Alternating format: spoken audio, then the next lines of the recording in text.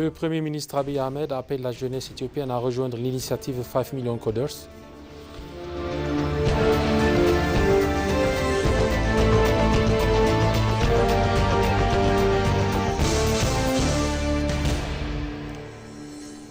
Le ministre des Affaires étrangères, Gideon Timotheos, s'est entretenu avec le président de la Commission de l'Union africaine, Mahmoud Ali Youssouf.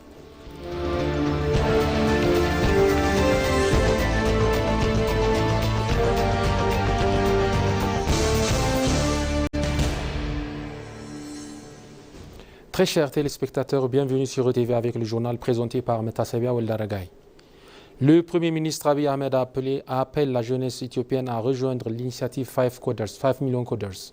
Le Premier ministre Abiy Ahmed a appelé les jeunes éthiopiens à profiter pleinement de leurs vacances d'été en s'inscrivant au programme de 5 Million Coders, une initiative nationale visant à renforcer les compétences numériques de la jeunesse et à préparer une nouvelle génération de professionnels du numérique. Dans son message, le Premier ministre a souligné que les formations proposées dans le cadre de ce programme sont entièrement gratuites et que les certificats délivrés sont reconnus à l'échelle internationale. Il a encouragé les jeunes à saisir cette opportunité pour acquérir des compétences technologiques recherchées sur le marché mondial et contribuer à la transformation numérique de l'Éthiopie. Abiy Ahmed a également indiqué que 5 millions d'Éthiopiens ont déjà choisi de rejoindre cette initiative, témoignant de l'intérêt croissant de la population pour les métiers du numérique. Il a invité l'ensemble de la jeunesse éthiopienne à suivre cet élan et à investir dans son avenir en développant des compétences en programmation, en innovation et en technologie de l'information afin de participer activement au développement économique et numérique du pays.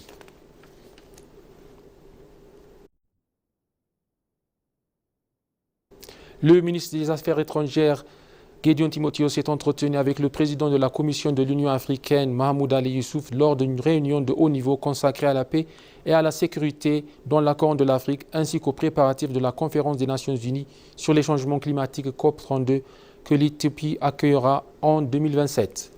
La rencontre tenue au ministère des Affaires étrangères a permis d'examiner l'évolution de la situation sécuritaire dans la région et de souligner l'importance d'une coopération renforcée entre l'Union africaine et l'Éthiopie sur les priorités continentales et internationales.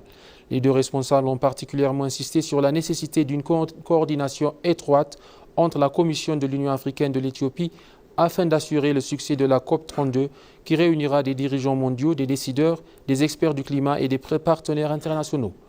Cette réunion illustre le renforcement du partenariat entre l'Éthiopie et l'Union africaine pour promouvoir la paix, la sécurité et l'action climatique, tout en confirmant le rôle d'Addis Abeba comme capitale diplomatique du continent.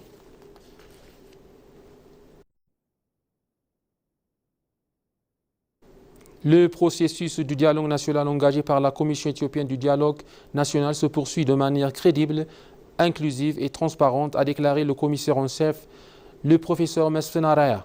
Dans une déclaration, il a indiqué que la Commission continue d'assumer le mandat national qui lui a été confié avec impartialité, neutralité et transparence. Selon lui, les différentes plateformes de dialogue enregistrent des résultats encourageants en offrant à toutes les composantes de la société la possibilité de faire entendre leur voix. Le commissaire en chef a précisé que d'importants efforts sont actuellement déployés afin d'examiner en profondeur les propositions formulées par les différents groupes thématiques et stratégiques. Il a expliqué que le rythme des discussions varie selon les groupes de parties prenantes. Certains ont achevé rapidement leur échange, tandis que d'autres poursuivent un travail plus approfondi pour analyser, clarifier et consolider les différentes idées exprimées. Le professeur Massenaraya a enfin annoncé qu'une session de dialogue réunissant 500 participants devrait débuter dès demain, marquant une nouvelle étape dans l'avancement du processus de dialogue national en Éthiopie.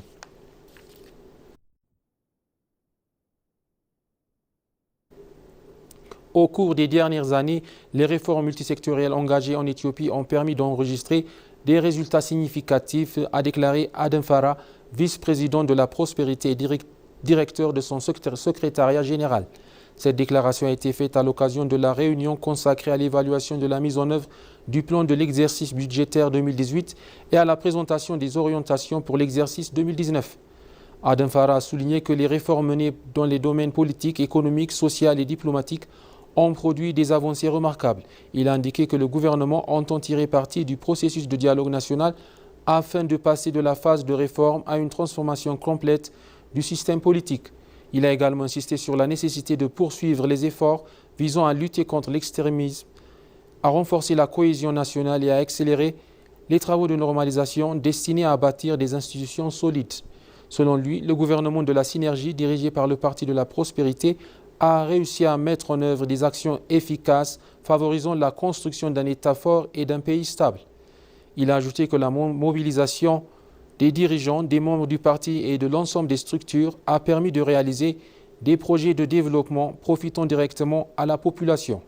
Enfin, Adam Farah a appelé tous les responsables et membres du parti à accomplir leur mission avec professionnalisme et efficacité. Il a également remercié les responsables et les employés du secrétariat général pour leur contribution aux excellents résultats obtenus durant l'exercice budgétaire écoulé, selon les informations communiquées par le Parti de la prospérité.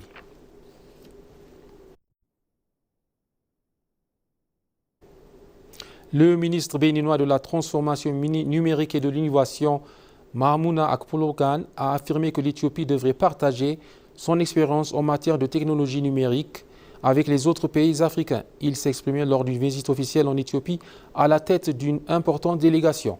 Selon lui, les efforts déployés par l'Éthiopie pour mettre son expertise numérique au service du continent témoignent du développement remarquable de sa diplomatie numérique. Au cours de leur séjour, les membres de la délégation ont visité le Centre intégré de services gouvernementaux MESOB ainsi que le système national d'identité numérique FAIDA. Ils ont salué l'efficacité de MESOB qui centralise de nombreux services publics sur une plateforme unique afin de simplifier les démarches administratives et d'améliorer la qualité des services offerts aux citoyens.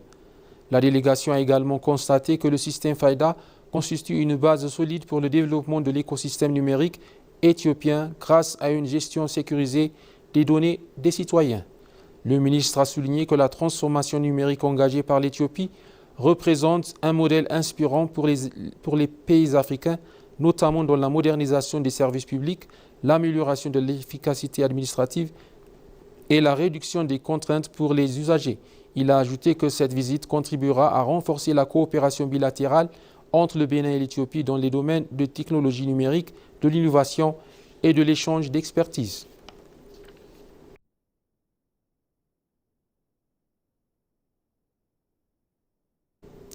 L'Éthiopie et le Mexique conviennent de renforcer leur coopération en matière d'investissement. Le commissaire adjoint de la Commission éthiopienne des investissements, EIC, Zinabu Yirga, s'est entretenu avec l'ambassadeur du Mexique en Éthiopie, Alejandro Estivil, afin de renforcer la coopération bilatérale dans les domaines de l'investissement et du commerce. Au cours de cette rencontre, Zinabu Yirga a souligné que l'Éthiopie offre d'importantes opportunités d'investissement dans les secteurs manufacturiers, de l'agro-industrie, de l'agriculture, ainsi que dans d'autres secteurs prioritaires.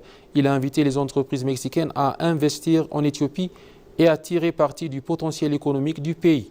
De son côté, l'ambassadeur Alejandro Estivil a affirmé qu'il existe de vastes perspectives pour développer davantage les relations entre le Mexique et l'Éthiopie, notamment dans les domaines des investissements, du commerce et de l'agro-industrie. Il a assuré que l'ambassade collaborera étroitement avec l'EIC afin de promouvoir les échanges économiques entre les deux pays. L'ambassadeur a également révélé que Gruma, le leader mexicain des produits alimentaires à base de maïs, souhaite explorer les opportunités d'investissement en Éthiopie. Une délégation de l'entreprise est attendue dans le pays au cours de ce mois d'août.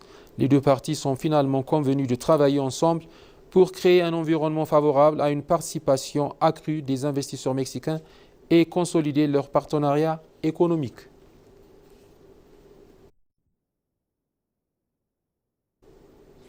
Les relations entre l'Oman et l'Éthiopie connaissent une progression rapide selon l'ambassadeur d'Oman.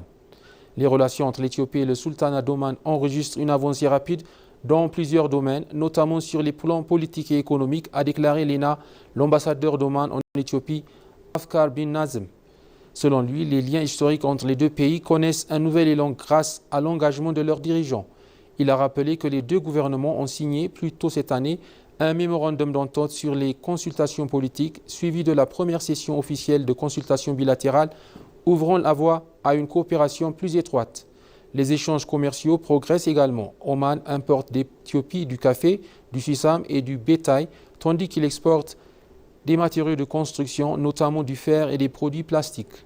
L'ambassadeur a salué les progrès réalisés par l'Éthiopie depuis son arrivée à Addis Abeba il y a un an, estimant que ces avancées renforceront l'intérêt des investisseurs et touristes omanais.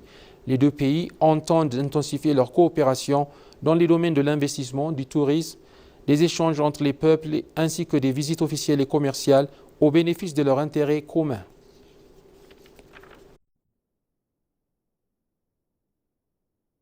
Et pour conclure ce journal, l'initiative Héritage Vert renforce l'écotourisme tout en protégeant l'environnement selon le ministre d'État au tourisme. L'initiative Héritage Vert, Green Legacy Initiative, joue un rôle majeur dans le développement de l'écotourisme en Éthiopie tout en contribuant à la préservation de l'environnement, a déclaré le ministre d'État au tourisme, Selech Girma. Dans le cadre de la campagne de la saison des pluies, l'Éthiopie a organisé le 3 août 2026 une opération historique de plantation de 800 millions de jeunes plantes en une seule journée. Le ministère du Tourisme et ses partenaires ont planté des espèces indigènes, des arbres fruitiers et des caféiers. Selon Selech Girma, la préservation de la flore locale favorise la biodiversité et renforce l'attrait écotouristique du pays.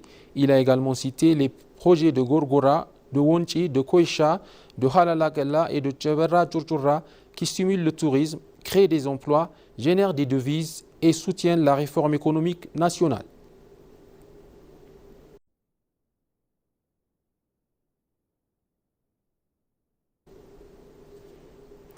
Nous vous rappelons les titres principaux. Le Premier ministre Abiy Ahmed appelle la jeunesse éthiopienne à rejoindre l'initiative 5 Million Coders.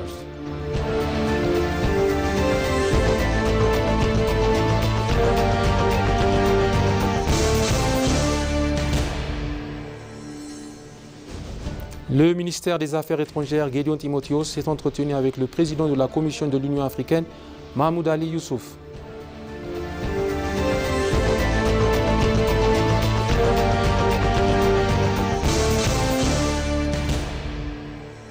Ainsi s'achève le journal. Merci de l'avoir suivi et bonne suite de programmes sur ETV.